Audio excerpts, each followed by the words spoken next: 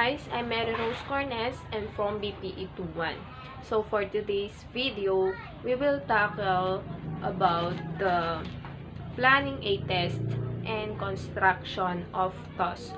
First is, what is the meaning of TOS? TOS is table of specification. So which means specification is a plan prepared by a classroom teachers as a basis for test construction, especially a periodic test. So, is a two-way chart which describes the topics to be covered by a test and the number of items or points which will be associated with each topic. So, a TOS or table of specification is a chart that shows the topics that will be covered on a test. So, what is the important steps of planning for a test? So, here is number 1, identify test objects. So, an objective test, if it is to be comprehensive, must cover the various levels of Bloom's taxonomy. So, number 2 is deciding on the type of test to be prepared. So, the test objects guide the kind of test will be designed and constructed by the teacher. Or, for instance, for the first four levels, we may want to construct a multiple choice type of test, while for application and judgment, we may option to give essay test. So number 3 is preparing a table of specification. A table of specification is a test map that guides the teacher in constructing a test. It ensures that there is a balance between items that test lower order thinking skills and those which test higher order thinking skills or HATS. So number 4 is constructing the draft of test items. The actual construction of the test items follow the TOS. As a general rule, it is advised that the actual number of items to be constructed in the draft should be double the desired number of items. The subsequent tryout and item analysis will most likely eliminate many of the constructed items in the draft. Either they are too difficult, too easy, or non-discriminatory. So number 5 is item analysis and tryout. The test draft is tried out to a group of pupils.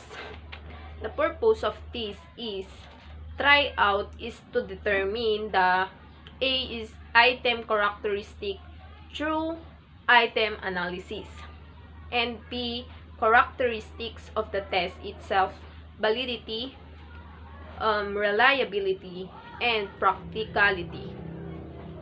So, item analysis, a process which examines student response to individual test items question in order to assess the quality of those items and of the test as a whole. So, the next topic that I will discuss to you is types of paper and pencil test. So, what is a paper and pencil test?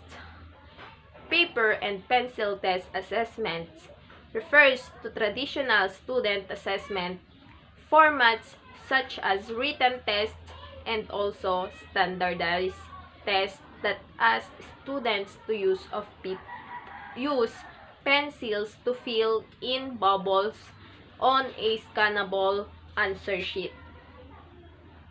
So, what are the different types of paper and pencil tests? Well, introduce participants to the different types of items in a paper and pencil test, multiple choice, true or false, matching, completion, constructed response, and essay. Participants leave knowing the features of a high-quality test. So, the disadvantage of paper and pencil test. Number 1 is inaccessibility. Administering paper-based evaluation in class may exclude certain students from participating. Students who are absent from class or who have impairments may not be able to access or complete the evaluation. The inability to accommodate all students in the process can lead to incomplete, skewed feedback with a very narrow viewpoint. So, number 2 is lower quality data. Many factors can affect the quality of data retrieved through in-class paper evaluation. Students may feel that their responses are not anonymous and worry that instructors can trace the feedback to them. They may feel their anonymity is compromised due to their writing or by the comments they divulge. This causes students to be less open and honest on their assessments. Other issues such as peer pressure and in-class evaluation time limits can also negatively affect the quality of data collected. So, number 3 is limited flexibility. Using traditional paper-based assessment often does not allow for the customization of questions. The questions used may be standard university set queries without instructors being able to add tailored course-specific questions. Using a paper-based process also doesn't afford much flexibility in terms of the reports that can be generated for instructors and faculty. Standard reports are often used without the ability to present results differently, whether showing results over time or across multiple courses. So, number 4 is lengthy process. The process of administering paper-based assessment is a lengthy one. It can take several months to complete the cycle from administering the forms to collecting and analyzing the results to sharing reports and acting on the feedback obtained. As instructors do not receive results quickly, valuable time is lost in responding to students' concerns and implementing possible course changes. So, number 5 is high cost. A major disadvantage of using paper assessments is the high cost associated with the process. The number of personnel involved, as well as the printing, distributing, scanning, rekeying, filling, and archiving is very costly.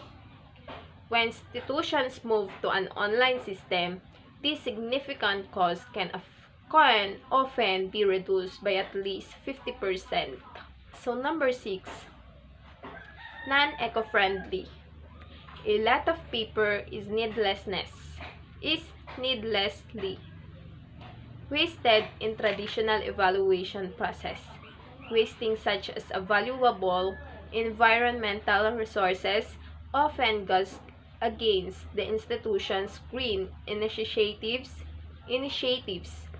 and university-wide goals.